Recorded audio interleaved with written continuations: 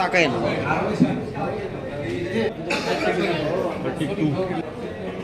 আমি দেখতাছি কেউ বাইরে না তোলে কোন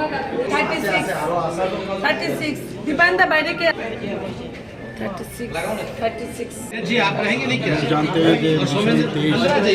का इलेक्शन है, जनरल असेंबली इलेक्शन, तो उसको लेके अभी हम लोग यशस्वी प्रधानमंत्री नरेंद्र मोदी जी का मार्गदर्शन से और यशस्वी गृहमंत्री अमित शाह जी के मार्गदर्शन से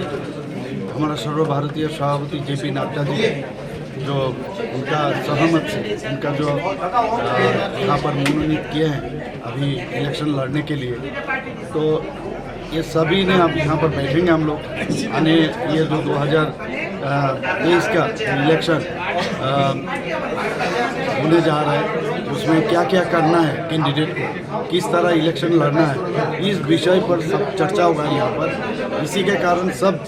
जो